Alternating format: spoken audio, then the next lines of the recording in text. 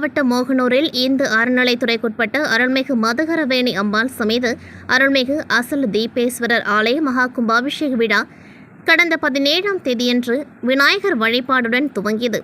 விழாவின் 2ஆம் நாள் நிகழ்வாக நேற்று மாலை 5 மணிக்கு முதல் கால யாக வேள்வி மிக விமர்சையாக நடைபெற்றது. அப்பொழுது சிவாச்சாரியர்கள் கோவிலில் இருந்து யாக குண்டத்திற்கு புனித கலசத்திற்கு ஊற்றப்படும் புனித நீர் அடங்கிய குடங்களை தலைகளில் சுமந்தவாறு திருக்கோவிலை சுற்றி வந்து கோவில் எதிரே அமைக்கப்பட்டுள்ள யாகசாலையில் வைக்கப்பட்டு முறையாக விநாயகர் வழிபாட்டுடன் முதல் கால யாகசாலை பூஜை விழா நேற்றிரவு மிக விமர்சையாக நடைபெற்றது. இதில் ஏராளமான பக்தர்கள் கலந்து கொண்டு வழிபாடு செய்தனர். விழாவின் தொடர்ச்சியாக மார்ச் 19ஆம் தேதி ஞாயிறன்று காலை 8 மணிக்கு 2ஆம் கால யாக வேள்வியும், மாலை 6 மணிக்கு 3ஆம் கால யாக வேள்வியும், வரும் 20ஆம் தேதி திங்களன்று காலை 5:30 மணிக்கு 4ஆம் கால யாக வேள்வியும், 9 மணிக்கு யாத்ரா தானம் கடம் புறப்பாடு, 9:30 மணிக்கு ராஜகோபுர விமான கும்பாபிஷேகம், 10 மணிக்கு மூலஸ்தான கும்பாபிஷேகம், பின் மூலவர் மகா அபிஷேகம், தசதானம் தச தரிசனம், இரவு 7 மணிக்கு சுவாமி திருவீதி உலாவும் மிக விமர்சையாக நடைபெறவுள்ளது. விழாவிற்கான அனைத்து ஏற்பாடுகளை கோவில் அறங்காவலர் குழு தலைவர் சிவகுமார், உறுப்பினர்கள் ஜீவரத்தினம், ரவிச்சந்திரன், மீனா குமாரி, சரோஜா மற்றும் அறநிலைத்துறை அதிகாரிகள் செய்திருந்தனர்.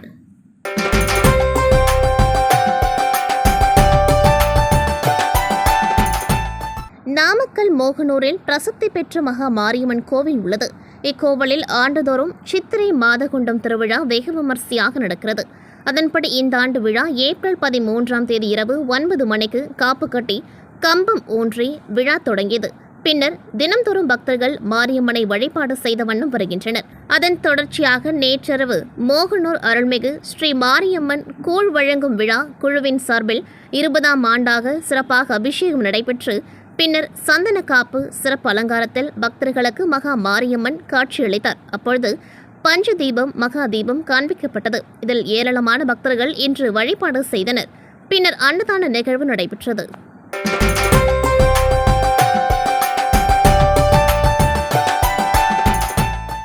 மதுரை மீனாட்சி அம்மன் கோவிலில் மாதந்தோறும் திருவிழாக்கள் நடைபெற்றாலும் சித்திரை மாதம் நடைபெறக்கூடிய சித்திரை திருவிழா சிறப்பு வாய்ந்த ஒன்றாகும். மதுரை மட்டுமல்லாமல் உலகில் உள்ள அனைத்து பக்தர்களிடையே மிகப்பெரிய எதிர்பார்ப்பை ஏற்படுத்தும் திருவிழாவாக சித்திரை திருவிழா அமைந்துள்ளது.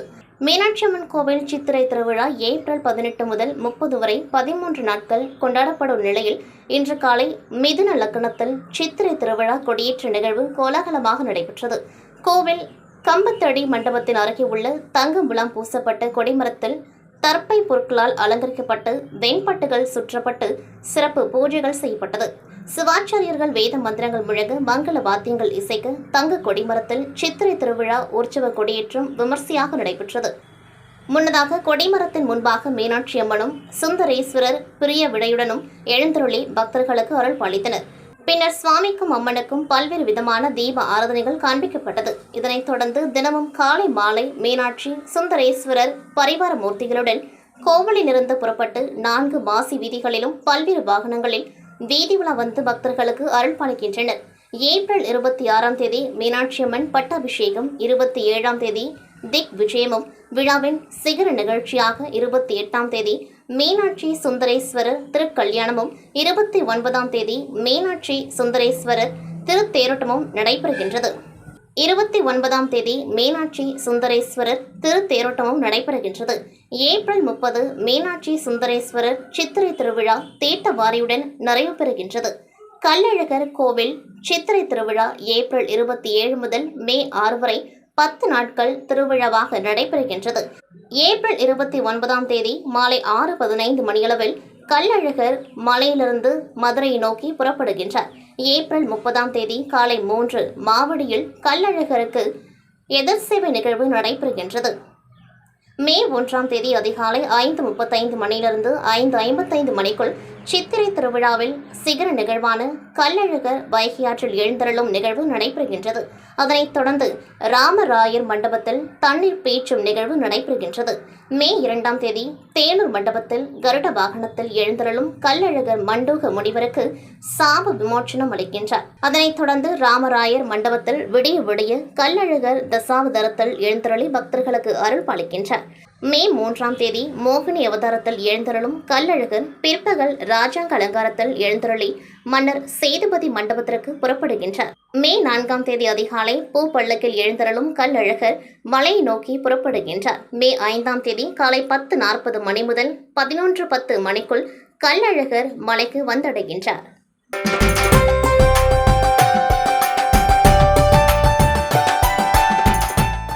மதுரை மாநகர் மத்திய சட்டமன்ற தொகுதியில் அமைந்துள்ள அருள்மிகு மீனாட்சி சுந்தரேஸ்வரர் திருக்கோவிலில் இன்று காலை கொடியேற்றத்துடன் தொடங்கிய சித்திரை திருவிழா வெகு கோலாகலமாக நடைபெற்று வருகின்றது.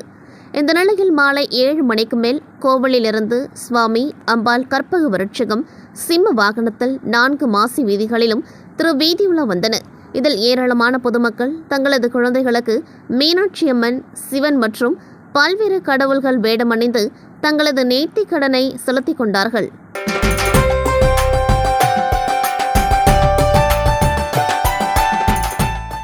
நெல்லை மாவட்டம் வள்ளியூரில் புகழ்பெற்ற குடைவரை கோவிலான ஸ்ரீ சுப்பிரமணிய சுவாமி திருக்கோவில் சித்திரை பெருந்திருவிழா இன்று காலை கொடியேற்றத்துடன் கோலாகலமாக தொடங்கியது. அருணகிரிநாதரால் பாடப்பெற்ற இத்திருத்தலத்தில் கொடியேற்ற திருவிழாவின் முதல் நாளான இன்று அதிகாலை கோவில் நடை திறக்கப்பட்டு சுவாமிக்கு சிறப்பு பூஜைகள் நடைபெற்றன. அதனைத் தொடர்ந்து மங்கள வாத்தியங்கள் முழங்க கொடிப்பட்டம் கொடிமரம் சுற்றி ஊர்வலமாக எடுத்து வரப்பட்டது. பின்னர் வேத மந்திரங்கள் முழங்க பக்தர்கள் அரோகர கோஷங்கள் எழுப்ப கோவில் கொடிமரத்தில் கொடியேற்றப்பட்டது.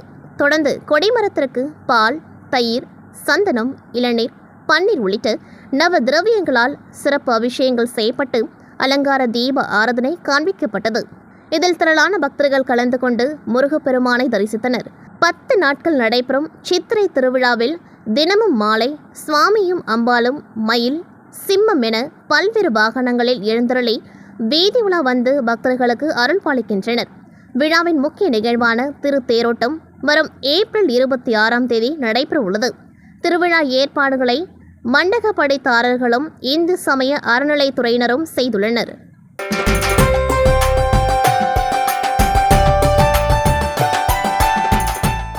திண்டுக்கல் நகர் மத்தியில் இந்து சமய அறநிலைத்துறைக்கு சொந்தமான பழமையான மிகவும் பிரசித்தி பெற்ற அருள்மிகு அபிராமி அம்மன் உடன்மர், காளஹஸ்தீஸ்வரர் அருள்மிகு ஞானாம்பிகை உடன்மர், பத்மகரேஸ்வரர் திருக்கோவில் உள்ளது.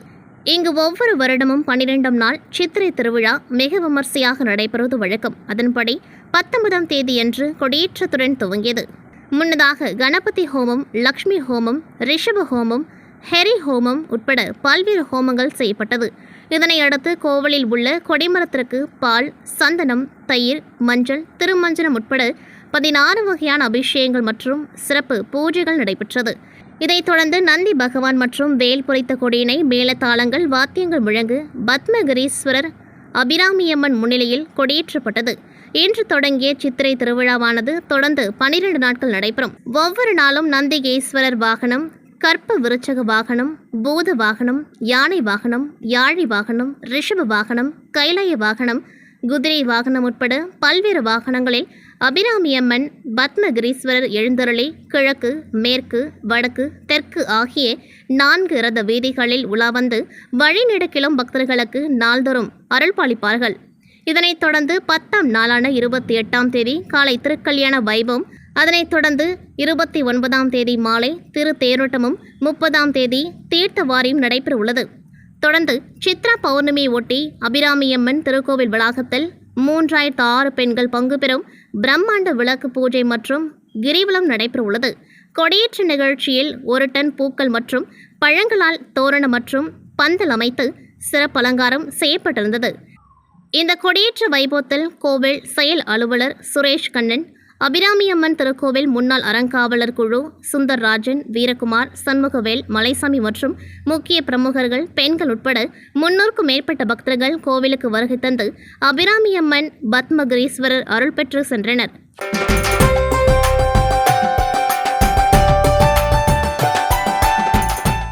எலப்பாக்கம் பாலமுருகன் ஆலயத்தில் சித்திரை கிருத்திகை விழா கோலாகலம். செங்கல்பட்டு மாவட்டம் அச்சரப்பாக்கம் அருகே எலப்பாக்கம் அருள்மிகு பாலமுருகன் திருக்கோவிலில் 66வது ஆண்டு சித்திரை கிருத்திகை பால் காவடி பெருவிழா வெகு விமர்சையாக நடைபெற்றது.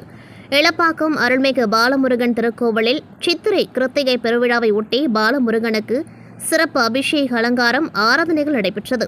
அதனைத் தொடர்ந்து உள்ளூர் மற்றும் வெளியூர்களில் இருந்து வந்த பக்தர்கள் நேர்த்திக்கடன் செலுத்த வேண்டி பால் காவடி, பன்னீர் காவடி, புஷ்ப காவடி மற்றும் உடல் முழுவதும் அழகு குத்தியும் நாக்கில் வேல் குத்தியும் ஊர்வலமாக வந்து நேர்த்திக்கடனை செலுத்தினர். அதன் பின்பு சிறப்பு சந்தன அலங்காரத்தில் முருகப்பெருமான் அருள் பாலித்தார். இதில் ஏராளமான பக்தர்கள் நீண்ட வரிசையில் நின்று பாலமுருகனை தரிசனம் செய்தனர். மேலும் இந்நிகழ்ச்சிக்கான ஏற்பாட்டினை விழா குழுவினர் சிறப்பாக செய்திருந்தனர். மாலை பல்வேறு கலை நிகழ்ச்சிகள் விழா குழுவின் சார்பில் ஏற்பாடு செய்யப்பட்டிருந்தன.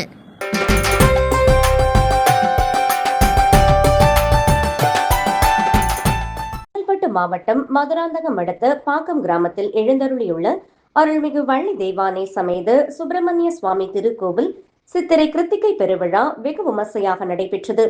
இக்கிருத்திகை விழாவில் பெண்கள் 108 பால்குடம் தலையில் சுமந்தவாறு பாக்கத்தின் முக்கிய வீதிகள் வழியாக ஊர்வலமாக வந்து சுப்பிரமணிய சுவாமிக்கு பாலாபிஷேகம் செய்து தங்கள் நேர்த்திக் கடனை செலுத்தினர்.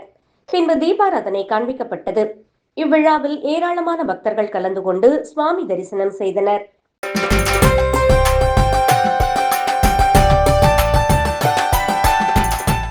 விழுப்புரம் மாவட்டம் மரக்காணம் வட்டம் முன்னூர் குரு பரிகார ஸ்தலமான ஸ்ரீ பிரகநாயகி சமேத ஸ்ரீ ஆடவல்லீஸ்வரர் கோவில் மண்டல பூஜை நிறைவு விழாவினை முன்னிட்டு ஸ்ரீ நந்திகேஸ்வரருக்கு பால், தயிர், சந்தனம், திராட்சை, பஞ்சாமிர்தம் உள்ளிட்ட பொருட்களை கொண்டு சிறப்பு அபிஷேகம் நடைபெற்றது. தொடர்ந்து வண்ண மலர்கள் கொண்டு அலங்கரிக்கப்பட்டு ஸ்ரீ நந்திகேஸ்வரருக்கு கற்பூர ஆரத்தி காண்பிக்கப்பட்டது. தொடர்ந்து இரவு பஞ்சமூர்த்திகள் புறப்பாட்டினை முன்னிட்டு ஸ்ரீ விநாயகர் தங்க கவசத்திலும், ஸ்ரீ வள்ளி தெய்வானை சமேத ஸ்ரீ சுப்பிரமணிய சுவாமி வெள்ளி கவசத்திலும் பக்தர்களுக்கு காட்சியளித்தனர். மேலும் வண்ண மலர்கள் கொண்டு அலங்கரிக்கப்பட்டு ஸ்ரீ ஆடவல்லீஸ்வரர் மற்றும் ஸ்ரீ பிரகநாயகி வெள்ளி கவசத்திலும், ஸ்ரீ சண்டிகேஸ்வரர் தங்க கவசத்திலும் பக்தர்களுக்கு ரம்யமாக காட்சியளித்தனர். தொடர்ந்து கற்பூர ஆரத்தி காண்பிக்கப்பட்டு கோவில் வெளிப்பிரகாரம் வலம் வந்து இந்திர விமானத்தில் பஞ்சமூர்த்தி புறப்பாடு நடைபெற்றது. இதில் திரளான பக்தர்கள் கலந்து கொண்டனர்.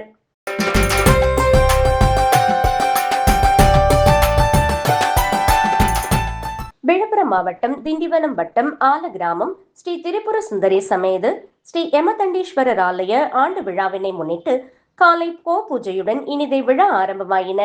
தொடர்ந்து அம்மையப்பர் வேள்வியில் பல்வேறு வகையான திரவிய பொருட்கள், பட்டு வஸ்திரங்கள், பழ வகைகள் மற்றும் பூர்ணாகுதி செலுத்தப்பட்டது. தொடர்ந்து மூலவர்கள் ஸ்ரீ திரிபுர சுந்தரி மற்றும் ஸ்ரீ யமதண்டீஸ்வரருக்கு பால், தயிர், சந்தனம், இளநீர் மற்றும் பல்வேறு பழ வகைகள் கொண்டு சிறப்பு அபிஷேகம் நடைபெற்றது.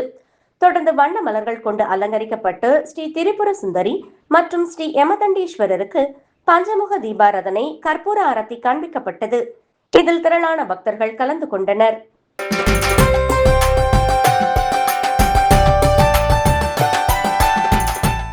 மயிலாடுதுறை மாவட்டம் மயிலாடுதுறை அடுத்த குத்தாலம் ருத்ராபதீஸ்வரர், திருமணஞ்சேரி உத்ராபதீஸ்வரர் ஆலயங்களில் அமுது படையல் விழா நடைபெற்றது.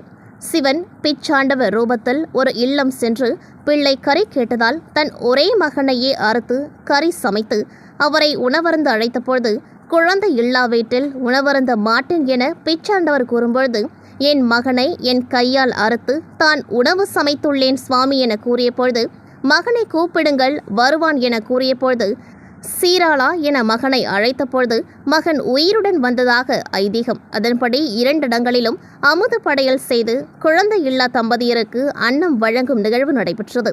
குழந்தை இல்லா பெண்கள் சிவனடியாரிடம் குழந்தை வரம் வேண்டி மடியினில் அன்னம் வாங்கி உண்டு வழிபட்டனர்.